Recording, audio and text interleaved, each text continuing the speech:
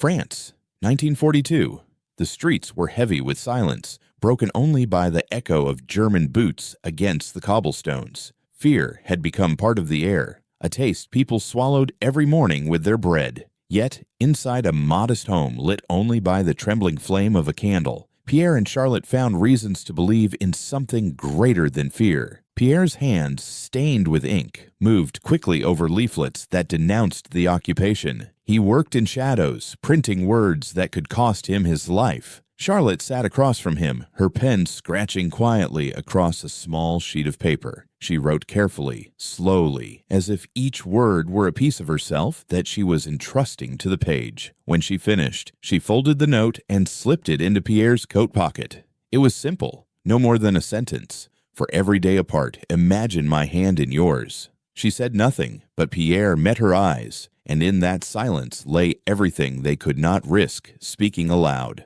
The night was cold when he left, carrying both the leaflets and her secret message. Charlotte remained by the candle, praying that the door would open again, that the war would not devour what little peace they still had. It was only days later that the storm came for them. Trucks rolled in before dawn, German orders cracking like gunshots. Pierre was dragged into the street, his face set in defiance even as rifles pressed into his back. He shouted her name once, but the words were swallowed by the roar of the engines. Charlotte was taken soon after, forced into a train crammed with women. Through a slit in the wooden boards, she caught a glimpse of another transport, another train pulling away in the opposite direction. For the briefest instant, she saw Pierre. She screamed, stretching her hands through the crack until her skin split, but the trains groaned apart, each carrying them into a different hell. Pierre reached Buchenwald. Charlotte arrived at Ravensbrück. Between them stretched hundreds of kilometers of barbed wire, guards and walls that seemed impossible to break. Yet somehow letters began to cross that impossible distance.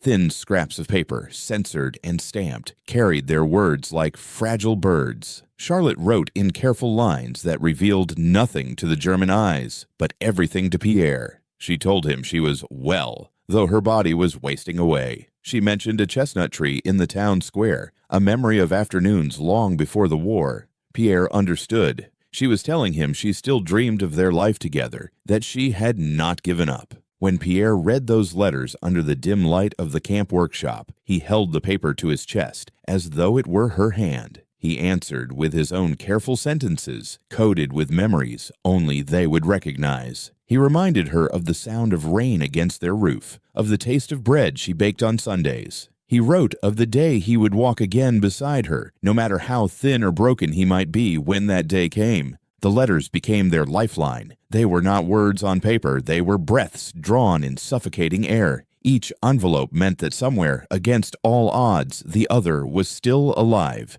Days in Ravensbrück bled into nights without end. The women rose before dawn, their bodies already aching, pushed into endless hours of forced labor. Charlotte's hands cracked and bled as she sewed uniforms, her fingers trembling with exhaustion. Hunger gnawed at her constantly, and the cold clung to her bones. Yet every evening, when the guards turned away for a moment, she whispered lines in her mind, rehearsing the words she would send to Pierre if she managed to secure another scrap of paper. Those words kept her upright when her body wanted to fall. For Pierre, Buchenwald was a furnace of despair. The camp reeked of sweat, smoke, and death, and every face around him seemed like a reflection of his own fate. He carried stones until his shoulders tore, dug trenches until his skin blistered raw. Sometimes he sang softly fragments of old French songs, not for the guards who mocked him, but for the memory of Charlotte. In the evenings, when a letter arrived, smuggled and censored, it was as if a candle had been lit in the dark. He read each one slowly, then read it again, searching for the hidden rhythm of her voice between the lines.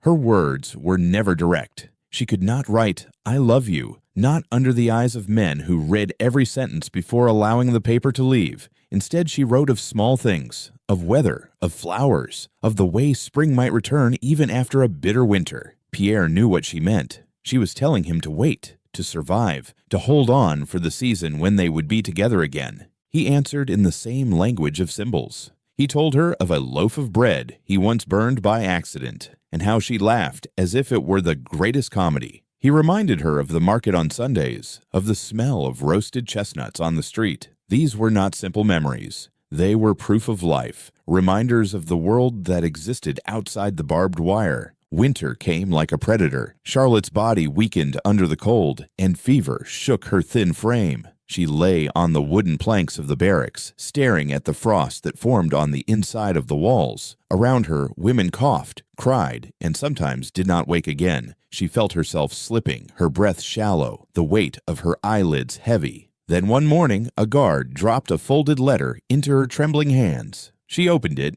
and Pierre's familiar handwriting spilled out like warmth. Do not give them what they want. They want your silence, but you have your voice. And I will hear it again. I will find you, no matter how long it takes. Promise me you will be there. She pressed the paper against her face and wept silently, not from despair, but from a sudden surge of life. The fever still burned, but something inside her refused to surrender. She whispered to herself over and over, I will be there. I will be there. The months dragged on, each one carving lines into their faces. Yet the letters continued, fragile veins of hope running through the iron of war. Every word risked exposure. Every exchange carried the chance of punishment. But both knew the truth. Without those words, they would already be dead. Days began to stack inside them like stones. Charlotte learned to move in short, careful motions, to hide her trembling, to keep her eyes just low enough to avoid the slap that came for anyone who dared to look like a person. She tied rags around her wrists to keep the fabric from tearing at her skin and counted heartbeats while the whistle shrieked them into lines. She dreamed of the chestnut tree at noon, not because she believed she would ever see it again, but because remembering the way sunlight touched its bark made the hours less deadly. She taught herself to breathe as if each breath were a stitch that could hold her together. Once, during a search, a guard shoved a tin box off the table where she had been sewing, and a folded paper slid under the bed frame. The guard's boot hovered, then moved on. Charlotte kept her hands still until the boots left the barracks. Only then did she sink to her knees and pry the paper free. It wasn't a letter, just a scrap of newspaper from home, an advertisement for soap, and an announcement about a harvest festival that would never happen. She pressed it to her face anyway. The ink smelled faintly of ordinary life. That night, she wrote to Pierre about the soap, about how silly and beautiful it was to imagine so much foam, and the censors let it pass because it was nothing at all. Pierre held that nothing like a treasure. In Buchenwald, Pierre worked near a warehouse where crates arrived with the stubborn regularity of war. He learned to lift using his legs, to protect the muscles that still obeyed him, to go quiet when orders barked close to his ear. A man named Carol, Czech, with a scar like a comma near his lip, showed him a way to hide small things. They pried open a seam in one of the crates and slid thin items into the hollow, smuggling a needle here, a button there. Once Pierre hid a tiny sliver of pencil in a scrap of paper with the edge of a stamp still clinging to it. He didn't know if the crate would ever cross paths with someone who could carry it farther, but the hope that it might gave him a strength he could feel in his fingertips.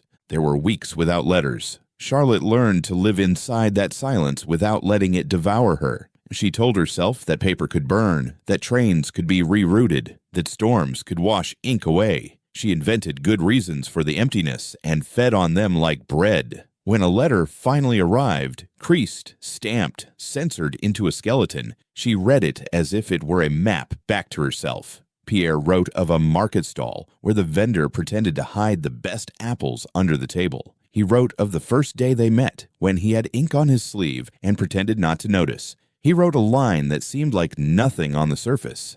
I am learning to lift with my legs now. And Charlotte understood its real meaning. I am protecting what I will need to walk back to you.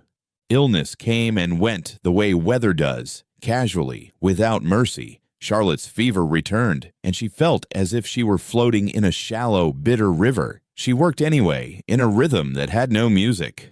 A woman beside her, Ada, coughed until her lips bled, and then went quiet. Charlotte closed Ada's eyes with the tips of her fingers and whispered the only prayer she could still remember whole. After that, Charlotte began saying the prayer for herself each morning, not because she thought any god was listening, but because the words built a small shelter in which she could stand upright. When she finally received another letter, Pierre wrote about rain hitting their roof like tiny drums, and she felt for a moment that she could hear it. Punishments were sudden. One afternoon, a boy was caught with a crust of bread he had not earned, and all of them were kept standing for hours while the sky turned the color of lead. Pierre tried not to fall. He imagined the chestnut tree, imagined Charlotte tying her scarf the way she did with 2 quick motions and a twist, imagined her hand smoothing the front of his coat. He stood by, putting those images in front of him like stepping stones across a river. Afterward, when the men were finally allowed to drop, he found a corner of the yard and breathed into his sleeve because it smelled, faintly, of ink and wax, and that was the smell of their kitchen, which was the smell of home.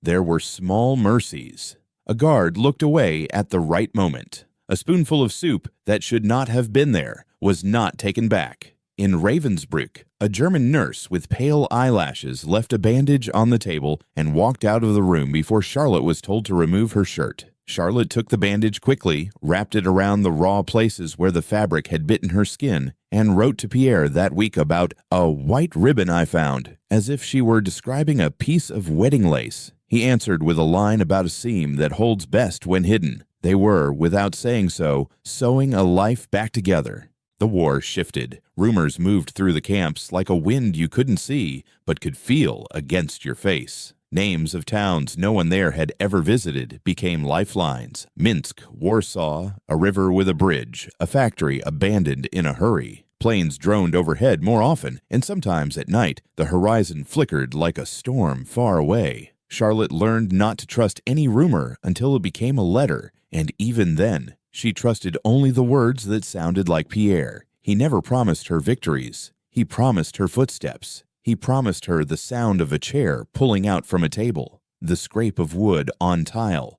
the inhale before a laugh. Then came the letter that should not have arrived. It was torn along one edge and stained, and when Charlotte unfolded it, a pressed petal fell into her lap, brittle and brown. The censors had missed it. Pierre had risked everything to send that petal. He wrote only 3 lines. If I am late, wait by the chestnut. If my legs are slow, listen for my breath. If I have no words left, know that I spent them getting here. Charlotte pressed the petal into her palm as if it could dissolve into her bloodstream and make her strong. Transport lists thinned and thickened like fog. Charlotte's name appeared on a labor detail she knew would finish her in a week. She lay awake all night staring at the ceiling and felt a terror so clean it was almost a kind of silence. At dawn, the list changed. She never learned why. She went back to sewing and decided not to ask for reasons anymore. She decided to accept each moment as if she were catching water in her hands. Nothing stays. Everything matters. Days later, a new rule forbade letters for a month. The absence felt like an amputation. Charlotte talked to Ada anyway, though Ada was gone. She told her about pears that never bruised and windows that fogged when the stew boiled. She saved these words so that she would have something ready to write the moment paper returned. Pierre, too, learned to narrate his survival to himself, to hold sentences in his mouth like lozenges for the throat. When the month ended, both of them wrote so much that the censors cut most of it away. What remained were fragments, but even fragments can carry a life. I saw a bird today. Your scarf, the blue one. I still lift with my legs. Winter bent its back and finally broke. The thaw came like a rumor that proved itself. Mud replaced frost. Boots slipped. A guard muttered about shortages within earshot and didn't bother to bark after. In Buchenwald, the air changed, less rigid, more hurried. Men began to speak aloud of dates, of numbers on a calendar. Karl gripped Pierre's arm one morning and said, "Hold your breath. Something is breaking." That night, distant thunder that wasn't thunder rolled across the sky. In Ravensbrück, the siren sounded without pattern. A wagon overturned and no one set it upright again. Liberation was not a trumpet. It was a door that swung open on rusted hinges and then jammed. It was a guard who fled. It was a command shouted and not obeyed. It was a silence that came after the last order and did not fill with another. Charlotte stood in a courtyard that had taught her how to make herself small and did not make herself small. She waited for someone to tell her to move, and when no one did, she stepped forward. Her legs almost failed her, and two women she did not know took her under the arms and kept her from falling. In Buchenwald, Pierre watched men with armbands knot his own stride through the gate like a tide. He did not cheer. He was afraid that if he opened his mouth, he would sob and never stop. The world beyond the fences felt too wide, like a sky after years in a cellar. Charlotte clutched a tin mug and a blanket and a name that had not left her mouth for months. She said it aloud, softly at first, and then louder. Pierre. Saying it did not make him appear. She learned about lists. Lists on doors, on boards, on tables. Lists you could put your finger under and read slowly, letter by letter, so as not to miss a name hiding in the shapes. She stood in lines to reach those lists. She did not find him the first day, nor the second, nor the 10th. Pierre learned the geography of looking. A nurse drew him a map with her finger on an old magazine cover. Here, displaced persons. Here, registrations. Here, a French office. Sometimes they help, she said. He learned to ask questions with his eyes because his voice failed him. He held the last letter he had received, the one with the petal, until the paper wore thin along the fold. He imagined it evaporating, becoming air, and entering his lungs, so that when he breathed, he was breathing her. The roads were full of people traveling in every direction at once. They carried bags and babies and nothing. Some wore uniforms with no certainty attached to them. Charlotte traded her blanket for a ride to a town where someone said there was a list of the living posted outside a church. She stepped off the cart on legs that shook and stared up at the paper nailed to the wooden door. Names and columns. Her vision blurred. When she blinked it clear, she saw his first name, then his last, and then a note, Buchenwald, liberated. The date made her knees give way. The woman who had carried her on the cart helped her sit on the stone steps and gave her a sip of water. Find him, the woman said, as if she could order the world to obey. Paris was not the Paris they had known, but it was Paris, which was enough. Charlotte arrived first. She found a room with a mattress that held the memory of someone else's body, and she lay on it and watched the ceiling and felt the strangest thing, the absence of fear. With fear gone, grief arrived like a tide that had been held back too long. She let it wash her. When she could stand, she went to the square with the chestnut tree. It was shorter than she remembered, or she was taller, or both. She touched the bark. The tree did not know her, but that didn't matter. Pierre arrived days later with Carol's scarred smile fading into the crowd behind him. He walked like a man who was counting, though there was nothing left to count. He went to offices because maps pointed him there. He went to a church because someone whispered her name near a church. He went to the square because he had promised a tree. And there, late in the afternoon, with the light sliding down the buildings the way honey slides down a spoon, he saw a woman touching the bark and talking to it softly as if it were an old friend. He knew her by the way her shoulders squared themselves before they broke. He knew her by the curve of her wrist and the way her hair escaped the scarf. He said her name, the way a parched man says, water. She turned, and for a second did not move, as if any sudden motion might wake her from a dream. Then she took 2 steps, and then 3. And then she was running, and he was moving toward her. And they met the way waves meet the shore, with force and surrender together. Neither of them said, I'm here, because their bodies said it without words. They held each other until holding became shaking, and then the shaking slowed to breathing, and the breathing matched, and the world found a new rhythm. They did not speak of horrors that first evening. They spoke of bread and of the chair that scraped. They spoke of the market and the apples under the table. They spoke of a soap advertisement Charlotte had pressed to her face like a flower. Pierre took the petal from his pocket, what was left of it, and placed it in her palm. She closed her fingers around it as if it could still bruise. You were late, she said, and he nodded.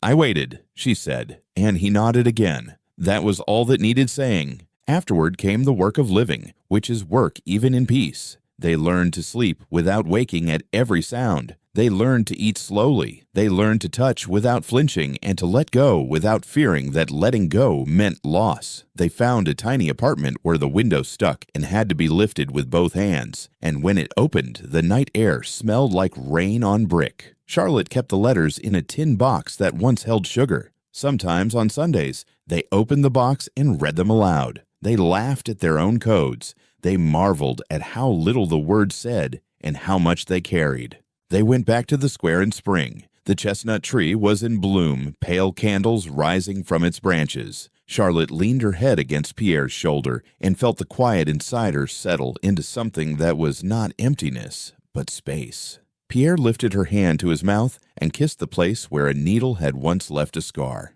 She told him that sometimes she still counted heartbeats to fall asleep. He told her that he still lifted with his legs out of habit. They were different people and the same people. Survivors and lovers, stitched together by all the sentences they had refused to surrender. Years later, when papers browned at the edges and hands trembled with the weight of time, they opened the tin box again. They read the line about rain on the roof, and there it was, the percussion of safety. They read the line about the white ribbon, and Charlotte touched her wrist as if the bandage might still be there, a soft memory binding the hard places. They read the 3 lines that had carried a pedal across a continent and through a war, and they sat in silence afterward, because there are moments that can be honored only by silence. Their story did not erase the darkness. It did not pretend that loss can be rewritten into something gentle. What it did was insist that even in a world engineered to grind every tender thing into dust, tenderness can choose to live.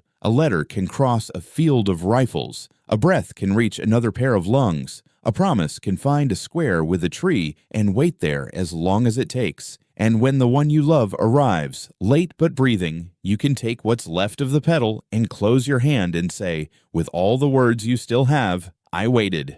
I am here. If this story moved you, don't let it fade into silence. Subscribe to Voices from the Camps so that these voices of love, survival, and hope continue to be heard. Leave a like if you believe their letters still speak across time, and share this video so others may carry their message forward. Every click, every share, every voice joined to ours keeps their memory alive.